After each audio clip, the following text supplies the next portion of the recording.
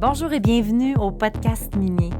C'est ici que vous allez découvrir les acteurs de l'industrie minière, mais aussi les enjeux et les défis auxquels ils font face quotidiennement. Ce qu'on va découvrir à travers les épisodes, c'est vraiment des hommes et des femmes qui sont passionnés par leur industrie. Je serai votre hôte, Manon Rouillé, fondatrice de Rouillé Stratégie Marketing.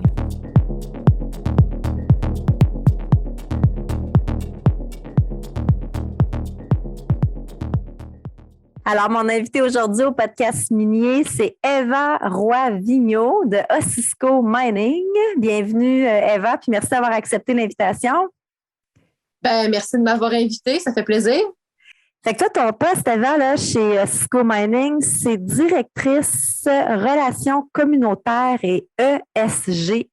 ESG, c'est pour environnement, social et gouvernance? Oui, exactement. Dans le fond, ESG, c'est peut-être, pour simplifier les choses, une façon de dire développement durable d'une autre manière. OK. Sans niaiser, quand j'ai vu ESG, je dis, je pense que je vais aller voir c'est quoi l'acronyme pour ne pas inventer quelque chose pendant l'entrevue. Écoute, avant de commencer, là, on a plein de questions, mais avant de commencer, Eva, j'ai su que tu avais fait, toi, quand tu as commencé tes études, tu étais en archéologie. Tu n'avais même pas choisi la géologie, le domaine minier, tu avais été en archéologie. Fait que là, ça m'intrigue de comprendre ton parcours puis qu'est-ce qui a fait que tu as changé finalement vers l'industrie minière? Oui, dans le fond, moi, c'est sûr, comme tout le monde, quand j'étais au cégep, je me cherchais un peu. J'étais en histoire et civilisation au cégep Sainte-Foy, ici à Québec. Puis j'avais choisi d'aller en archéologie. J'ai fait mes 3 années de bac. Puis j'étais même inscrite à la maîtrise à l'Université Laval. Puis là, en tout cas, pour faire une histoire courte, le professeur qui devait me prendre à la maîtrise, il y a eu quand même un accident super grave. Puis il a été absent pour au moins 1 an. Fait que là, pendant cette année-là, je me dis, bon, j'attends-tu que ce professeur-là revienne pour faire la maîtrise que je voulais faire ou est-ce que je m'enrichis? Qu'est-ce que je fais en attendant? Puis il y avait une personne avec qui j'allais à l'école, justement, dans le cadre de bac à archéologie. Elle avait été aider quelqu'un qui faisait de la restauration de sites. C'était des restaurations, c'est pas des sites miniers, là, mais des restaurations de sites industriels. Elle avait été aider cette personne-là pendant 2 semaines, puis elle m'avait parlé de son expérience, puis qu'elle avait vraiment aimé ça, puis tout ça, puis que en parlant avec elle, on regardait c'était quoi les programmes pour faire ce genre de travail-là. Fait qu'on avait vu qu'il y avait le cégep de Thetford Mines qui donnait technologie minérale. Puis il y avait 3 programmes, là, 3 branches du programme là, minier, exploration puis environnement. Fait que je m'étais dirigée vers le cégep de Thetford Mines en tête de me dire que j'allais travailler plus tard pour faire de la restauration de site. Puis là, j'ai fait, on fait nos 2 premières années. Après ça, faut qu'on fasse un premier stage à l'été. Puis là, j'avais été exposée à c'était quoi le monde minier, l'exploration aussi, puis l'environnement. Fait que je dis j'avais toujours mon idée de travailler en environnement. Je me dis je vais aller faire mon premier stage en exploration, voir, découvrir. Puis là, il y avait Mine Virginia qui avait des stages à la Baie James. Je n'étais jamais allée dans le nord du Québec ou à la Baie James. Fait que je me disais, ça, ce serait comme une occasion là, d'y aller puis d'aller voir c'est quoi l'exploration. Fait que j'étais allée faire mon premier stage là à l'été 2006. Puis j'ai bien aimé ça. Puis j'ai trouvé ça super enrichissant. Puis tout un monde que je connaissais pas, là, que j'ai découvert. J'ai travaillé sur plusieurs projets à la Baie James, dont Mine Coulomb, puis d'autres projets qu'ils avaient dans leur portfolio. Puis finalement, j'ai jamais arrêté de travailler pour eux après. Fait qu'en 2012, ils m'avaient dit « mais toi, Eva, ça t'intéresserait-tu de prendre ce poste-là? De toute manière, la personne qui était là, elle te posait souvent des questions pour voir comment ça marchait sur le terrain, tout ça. » Fait que j'ai dit pourquoi pas. Que j'ai commencé à travailler pour le volet développement durable là, à ce moment-là en 2012. Puis j'ai toujours continué dans le fond. Non, mais je savais pas, Eva, que tu avais dans le fond que ton stage avait été chez Mine Virginia. Fait que tu es tout le temps resté dans la même bulle, veux pas, là. C'est intéressant. Eva, dis-moi, directrice relations communauté puis développement durable, ça consiste à quoi, là, tes journées? Mettons, il y a quelqu'un qui écoute et dit hey, moi, là, ça serait ce genre de poste-là, l'environnement, ça m'intéresse. Communauté, c'est-tu de la communication? C'est quoi qu'est-ce que tu fais de tes journées, là? Ben, c'est beaucoup de communication, oui, c'est vrai. Tu sais, dans le fond, relations communautaires pour un projet d'exploration avancé là, comme que Windfall, ben, tu sais, c'est d'informer les communautés locales. Tu sais, dans notre cas, c'est la Première Nation des Cris de Waswanipi, le gouvernement de la Nation Cri. Il y a aussi le Bel-sur-Quévillon qui est proche. Il y a d'autres utilisateurs du territoire aussi. Fait que, tu sais, c'est les informer sur nos activités, puis aussi faire de la consultation avec eux là, pour certains aspects là, qu'on a à faire là, pour développer le projet. Fait que dans le fond, ouais, il y a beaucoup de communication là, en français puis en anglais. Vu que les CRI parlent parlent en premier CRI, bien sûr, mais en deuxième anglais puis en troisième français. Donc, mes journées, souvent, c'est de préparer des présentations pour présenter des projets.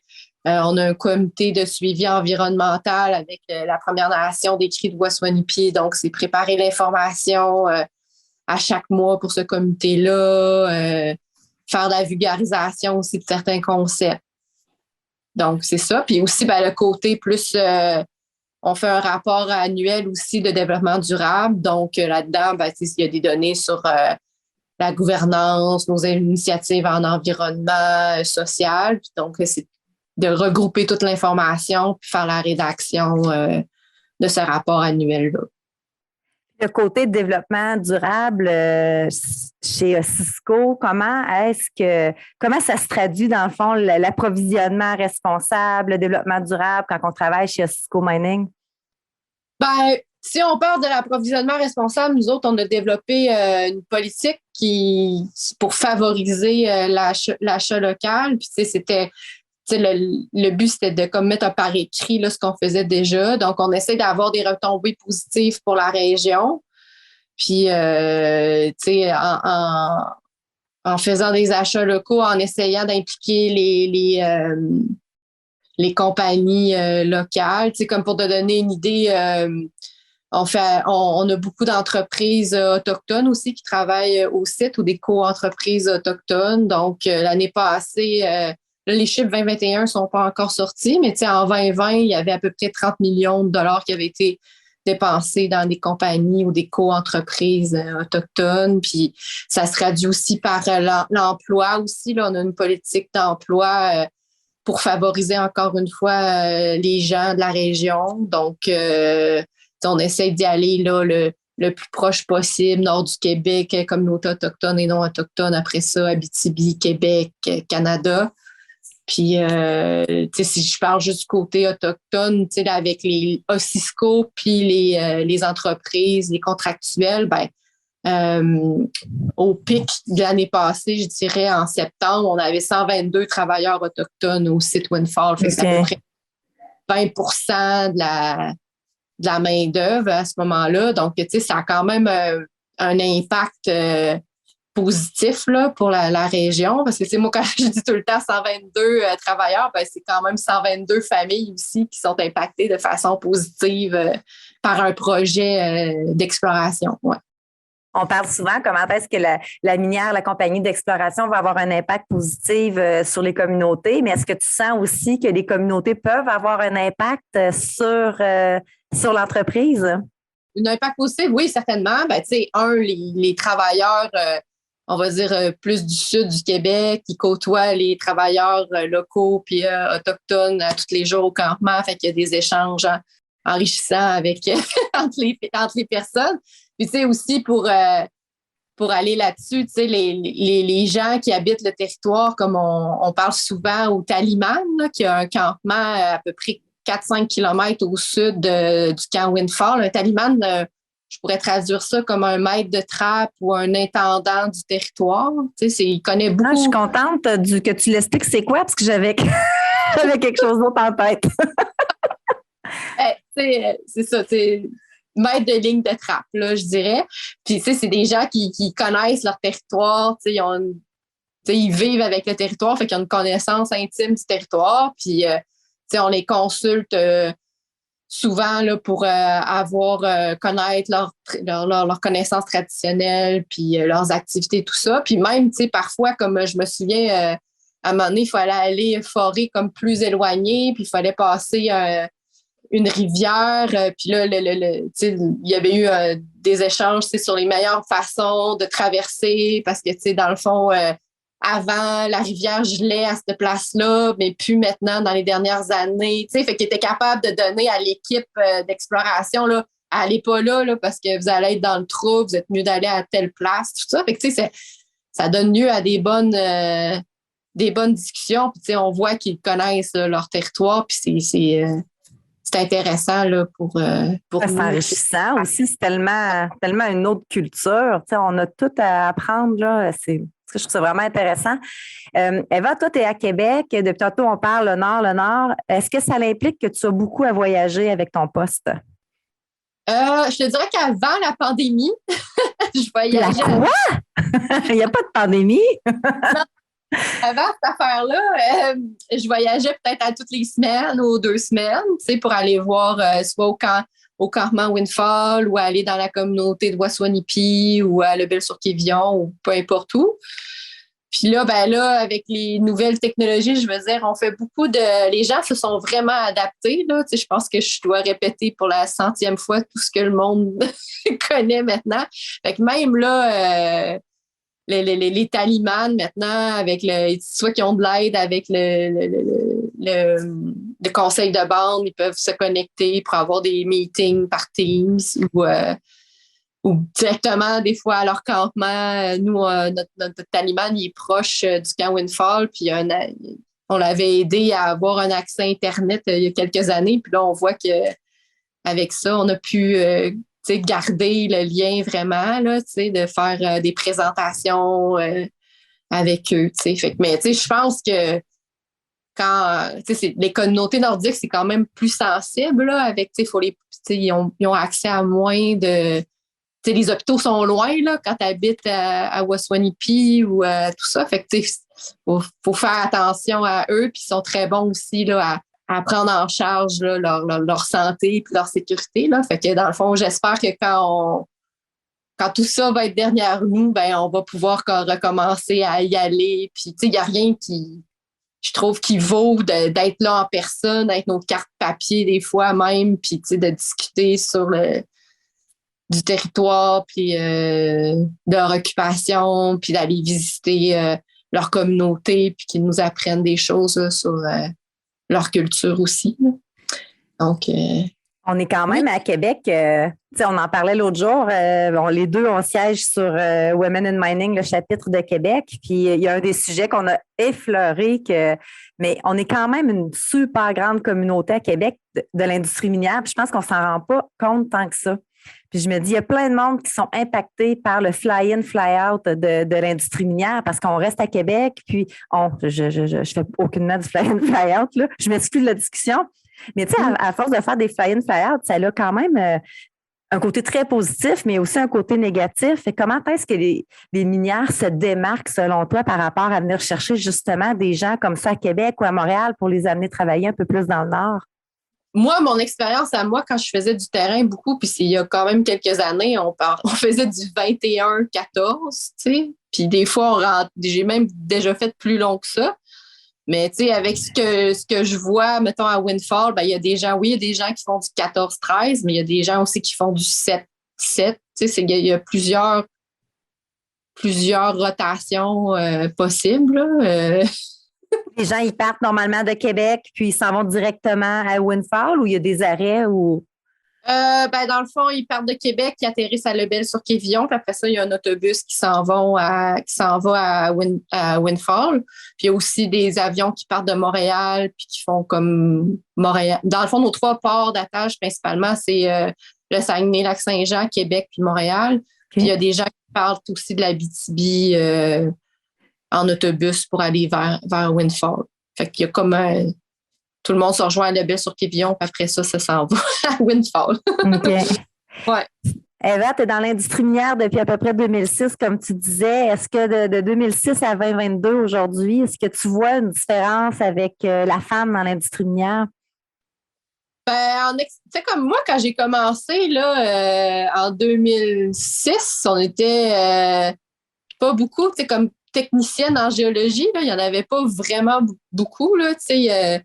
Je me souviens d'avoir côtoyé plus des géologues, mais tu sais, plus que ça avançait, plus que j'ai vu des femmes aussi techniciennes en géologie, tu sais, qui est comme, je trouve que c'est une belle évolution. Puis oui, je pense qu'il y a plus de femmes dans le monde minier, là, à ma connaissance, comme à Windfall, là, c'est de l'exploration, c'est sûr, là, mais il y avait entre 30 et 35 de femmes au site Windfall. Fait que ça, je trouve que c'est une belle richesse là, dans l'industrie de pouvoir avoir voyons, le côté féminin aussi là, de différentes disciplines. Puis, justement, Women in Mining, je trouve ça intéressant à Québec parce que, moi, j'ai grandi à Québec, mais j'avais jamais entendu parler du monde minier, je me souviens qu'au secondaire, je pense qu'en secondaire 2, on avait un petit cours de, je sais pas, c'était comme sciences naturelles ou je sais pas trop, je me souviens même pas du nom du cours, puis il y avait un petit chapitre sur la géologie, mais à part ça, on n'a jamais été vraiment exposé à c'est quoi une mine, c'est quoi un monde minier. Non, c'est assez. Puis ça, c'est qu'avant, là, quand toi, tu étais à l'école, mais aujourd'hui, puis tu sais, aujourd'hui, dans les programmes scolaires ou quand dans tes choix de carrière, l'industrie minière n'en fait souvent pas partie. Puis c'est justement sur quoi on veut travailler, Women in Mining Québec, puis sûrement aussi avec la MQ, puis il y a d'autres mondes qui se battent un peu pour ça, pour que les écoles en parlent de plus en plus, parce que on est rendu en 2022, puis l'industrie minière ne fait pas partie d'un choix de carrière quand c'est quand même un élément quand même de croissance au Québec, là. Ben, dans le fond, ça gagnerait à être connu. Je sais que les gens du monde minier le savent, mais il y a presque tous les corps de métier quasiment peuvent travailler dans le monde minier, que tu sois. On parle souvent d'ingénieurs, techniciens, géologie, tout ça, mais ça va au-delà de ça. Il y a des gens qui sont en administration, en ressources humaines, en environnement, mécanique, toutes les du DEP jusqu'au doctorat, là, il y a des gens de tous ces niveaux scolaires-là qui peuvent se trouver leur compte. Puis, il y a tellement de possibilités. Puis, c'est ça, je pense que c'est intéressant de l'ouvrir, ça, que les gens réalisent ça. Puis, des fois, il y a même des compagnies à Québec, des compagnies d'ingénierie, comme je pense que on le sait pas, mais leur contrat, c'est des compagnies minières qui leur donnent. Là, fait que, il y a même des agences de communication marketing, Eva. Fait que, on a quand même un grand rayonnement, je pense, comme industrie. Puis, je pense que ça doit être une fierté de notre territoire aussi. Là, on est chanceux là, d'avoir accès à des ressources naturelles au Québec comme ça.